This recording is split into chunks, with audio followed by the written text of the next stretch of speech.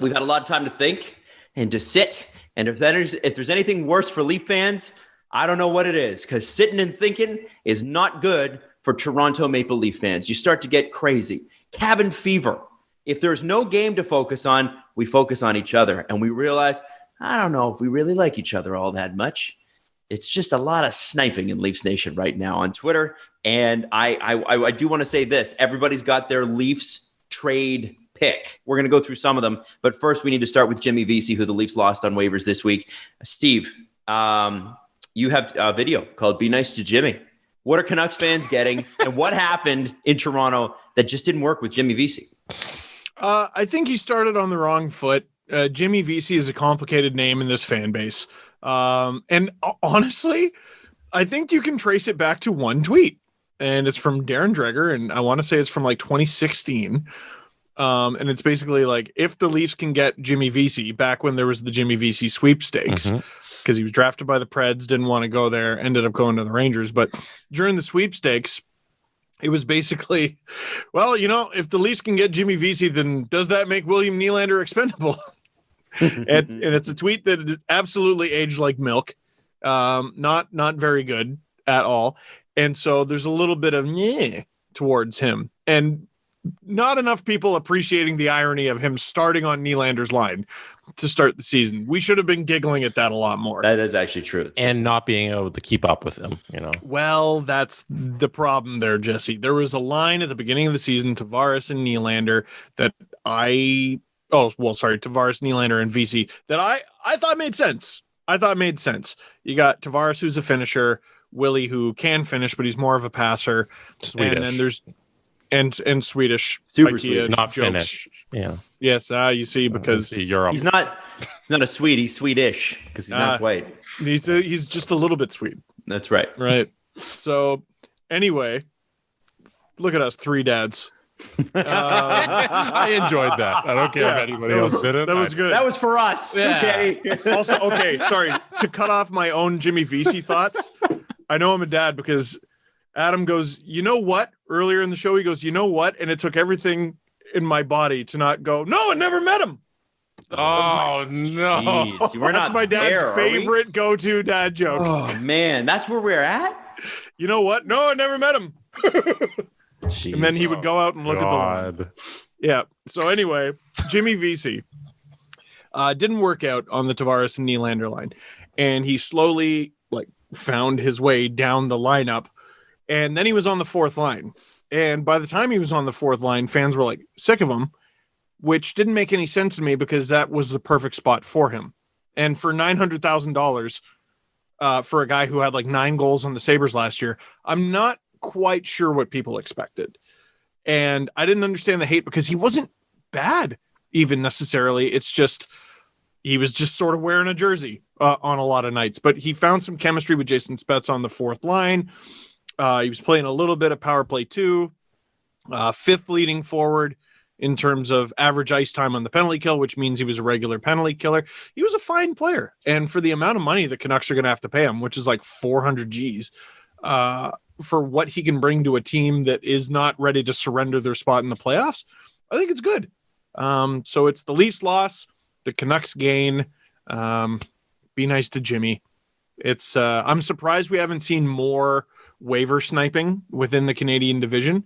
It just makes too much sense for the Canucks. Also, it's the beginning of the Alexander Galchenyuk era in Toronto. And sorry, it's the era in Toronto. So what do you think Galch has left? We're about to find out. We're about to get a definitive answer on Alex Galchenyuk. There will be no hem and haw. We won't be let's see. No, this is a guy who is an offensive player getting an opportunity to play with John Tavares and William Nylander. And if he can't succeed in that role, adios amigo. It doesn't mean he has to stick in that role.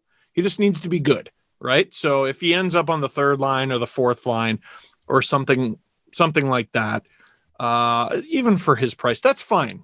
That's fine. He's making a hair more than Jimmy Vesey. It's negligible, really. I'm excited to see if he becomes part of the power play. And I'm just excited to see if he's more than just an offensive player. Because this is the problem, right? Like seeing him in the top 6, I don't think that's a thing that should be permanent. We're looking at all these names the Leafs could bring on board, and Jonas Siegel did his top 5 and James Myrtle did his top 5. And I was looking at all those names like, ooh. And all the guys who were scorers first, I just wasn't interested in. Weird, right? Yeah, I know. Weird to be not interested in that. Like Jonas Siegel's top guy was Alex Iafallo on the LA Kings, and he was talking about the penalty kill. I'm like, oh, tell me more about the penalty kill there, Jonas. Like that's where I'm at with this team right now. Like I'm like, oh, Alex Iafallo on the penalty kill. Get out of here, Philip Forsberg. Not interested. It's weird where I'm at. So I'd rather see a guy like Galch, who I'm apparently the only person who calls him that. It's either Chucky or Gally. I like Galch. Yeah, Galch isn't a nickname that I've surprisingly heard a lot. It's not a nickname. It's 1/3 of his name, and that's what I say. No, I could see him being further down the lineup. That's where I'd rather he be. But right now, I think it makes perfect sense. It was good to see him put up, what was it, 8 points in 6 games with the Marlies. The Marlies, who, by the way, played like 14 games unnoticed.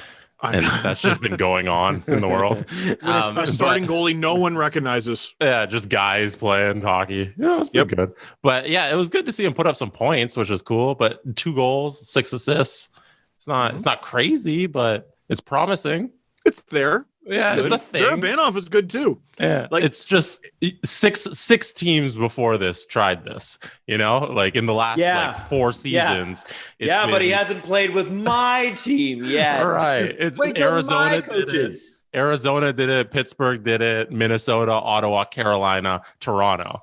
Like they all just like, oh, Galch, former 30-goal scorer. Maybe we'll be the guys to get it back. And now Toronto gets the same thing. And then if it doesn't work out here, is another team going to be like, well, let's give Galch another shot. He did it once. It's that Arrested Development meme.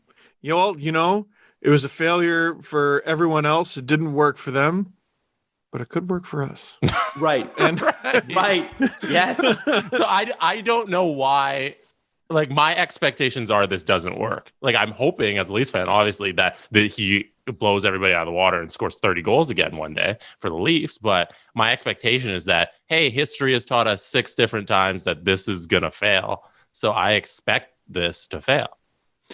Even if he ends up as like the 13th guy for the playoffs, he'd have to be some kind of bad.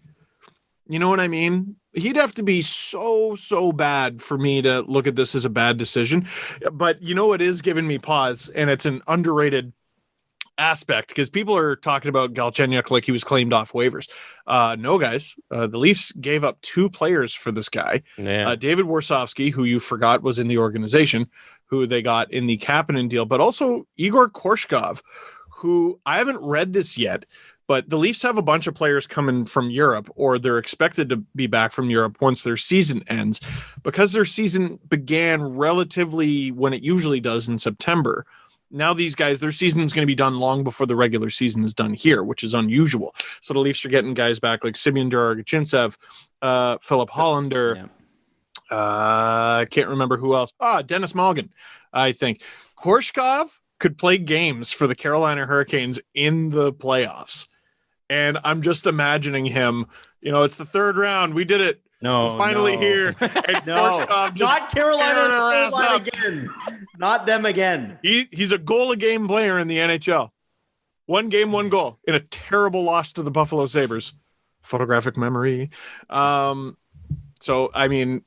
Korshkov's not nothing. So I'm really hoping Galchenyuk succeeds. And I feel like the Leafs would not give up Korshkov if they thought Galchenyuk would be nothing.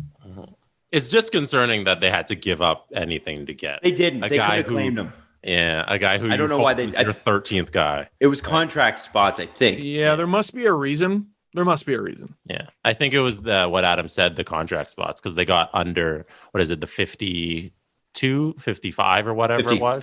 50. Yeah. Yeah, So I think they're at 48 now or something, and I think that gave them at least a little bit of maneuverability going for the trade deadline and that sort of thing, because those contract spots, weirdly, not like their availability ones, like it's almost like having more cap space and having more contract spots is a valuable commodity these days. Nobody wants to take on more contracts. It's crazy. Or something to do with the taxi squad, which is something I still don't have my mind wrapped around. Like, I don't think Leafs PR will send some tweet with like 7 guys in it, and I'm like, okay, I don't know what any of this means, but okay.